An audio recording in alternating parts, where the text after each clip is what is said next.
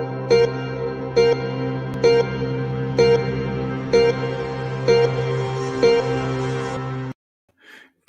morning, or good whatever time it is for you, depending on where you're watching this or whether you're watching a replay.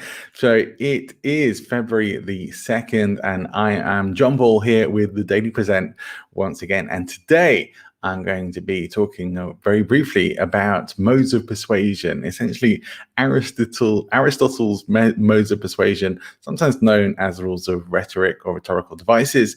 And so it's really going to be a brief introduction because I know a lot of people may not have encountered this before, and it's a really important area of being able to speak and communicate effectively with persuasion. So that's what we're talking about today, modes of persuasion. Join us in a moment after the titles.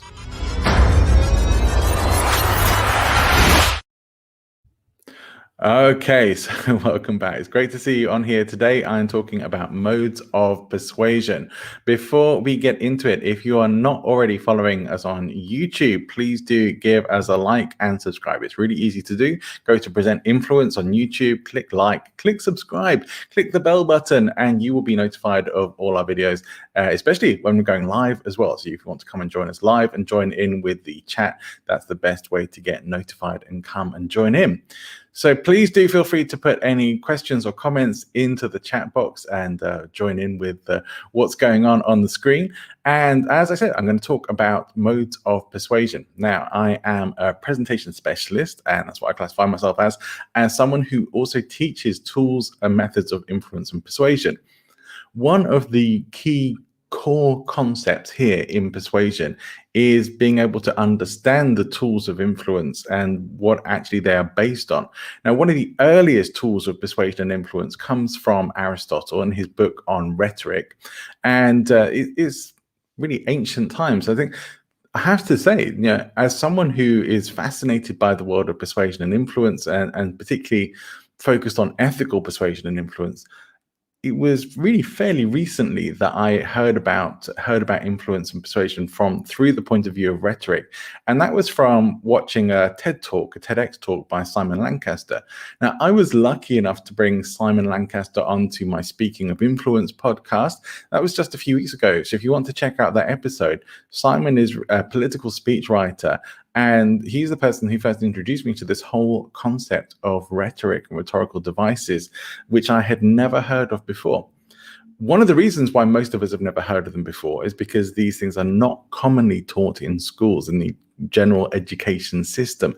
So most people never even get to hear about it or find out about it. And you could probably go through your whole life without ever knowing that rhetorical devices exist. If you are in a group like Toastmasters, though, for example, you may at least have come across a couple of them without perhaps realizing that they are rhetorical devices, like the rule of three, which is probably the most common rhetorical device that you'll see everywhere. Like, things just seem to work well in threes. If I remember rightly, Simon says it's called tricolon. And so we use the power of three. In public speaking clubs, you may just hear it referred to as the power of three or the rule of three, where things just sound better in threes. And if you add a fourth to it, it just seems wrong. Two seems too little. Three seems just about right. That's one of the basic tools. But there really is a structure to influence, and through rhetoric and through Aristotle's modes of persuasion. And it comes into three key areas. So the first one of those would be logos, the second would be pathos, and the third would be ethos. Logos we might more commonly associate now with logic. So it's more your reasoning, your facts. And these are the points where you're going to be encouraging people to think about what you're talking about. You're going to bring in perhaps some statistics or some pertinent information, some research, and you're going to use these things to back up and support your argument. And it's also going to relate to perhaps the way you structure your presentation and your speech as well. Pathos being the second, we would perhaps know it more as pity. But pity or pathos, really, we perhaps don't have the understanding of the word as fully. We tend to think of it as more of a sympathy for someone who's sad, like empathizing with someone who's sad. And it's really not that. It can be really just creating emotions, generating an emotional response, getting in touch with the values of your audience and the people that you're speaking to. So really, you are looking to create an emotional response with Pathos. You're looking for your audience to feel it. And that usually means that you have to feel it as well to be able to pass that on to your audience, because the speaker tends to lead the emotion. Not tends to, the speaker does. You lead the emotion of your audience. Ethos being the third one, we might refer to as ethics, more commonly think about that. Now, on a personal level, that's your credibility, that's your reliability, that's whether people can trust you. Are you a con merchant? Are you a snake oil salesperson? Or as Mike Winnet calls it, a contrapreneur. Are you someone who can't really be trusted but actually talks a good game? You want to develop that credibility and have that trust. It's why in a lot of trainings you will work on, for public speaking, you will work on a credibility statement. And in the trainings I run with Harv Eker International, we would call it your earn the right statement. So Harv refers to it as ETR, or earn the right. So that's where you're already giving your statement of, this is why you should listen to me. Here's why you should pay attention. These are my credentials. And here's the reasons why I want you to listen to me, because you're answering that question for people as well. With all of these things, you're answering the questions of, why should I listen? Why should I care? We also want to create that atmosphere of safety for people and to be able to develop a quality rapport, a real rapport with people. There are ways to create rapport that many con artists know that are fake. They're the ways of doing it, and you don't actually care about the person. You're just gaining their trust. You're gaining their confidence falsely. Hopefully we can go out there and do these things more ethically and create a natural connections of trust and safety for people. When you have that, then you are in your ethics, you're in your credibility. So please understand that logos, pathos, and ethos, even though these are ancient, this is ancient rhetoric, and these are still relevant today. These are still just as important as they ever are, or ever have been. And I think these are really elements that still tend to get forgotten about most of the time in people's presentations and public speaking work.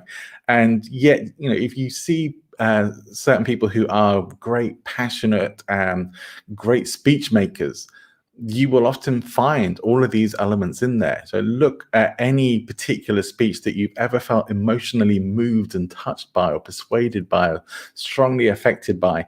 You will find these elements in there and much more besides. And so think about this in terms of the logos, pathos, and ethos.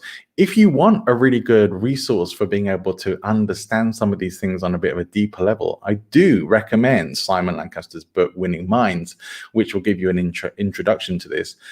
You can, of course, check out a good translation of Aristotle's Rhetoric. It is still the book that people will study as the basis and foundation of influence and persuasion in public speaking and presentation skills. So it's still worth checking out that information as well. And it is important to know these things. If you've never come across the idea of rhetoric before, if you've never come across these modes of persuasion, there's a lot there, and there's a lot to learn.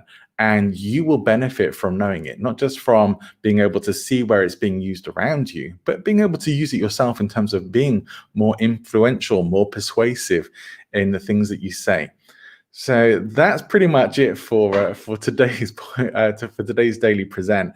And I'm going to be doing some more live episodes soon. In fact, this week on the Speaking of Influence podcast, I have a really cool guest coming on, a very talented young speaker and presenter, Lee Chambers. And so he's my guest on Friday. Please look out for the episode coming out this week. Lots more live episodes coming up very soon as well. And some big changes going on, in like perhaps even where I host the podcast from, but new podcasts coming out very soon. The Points of Influence podcast will be getting published and going live very, very soon indeed. If you're around on Saturday, at the moment it's on the 6th, I might repeat it again the week after. So Saturday the 6th, I'm going to be going live with a presentation on virtual presentation skills. So if you want to be better at doing virtual presentations, if you like some of the things that I talk about here and you want to know a bit more about what I know and what I teach, and there's no sales in this, I promise, it's just a 1-hour free event, Saturday morning, this Saturday the 6th, 9:30 Central European time, 8:30 a.m. UK time. Please join me live if you can. and but the replay will be up for you as well. So if you can't join us live, do check out the replay. But if you can join us live, you'll have an opportunity to join in, to ask questions, and to be a part of the presentation as well. If you're on Clubhouse, come and find me, and you can see me on Clubhouse at John A. Ball. I will look forward to connecting with you there, connecting with lots of people on Clubhouse. Quite happy to connect with you and chat, maybe come into some rooms if I have a bit of time available. For that, though, we're done for today. We'll be back tomorrow with another Daily Present. If you haven't already joined the Facebook group for Speaking Influence, check it out. Here is the address.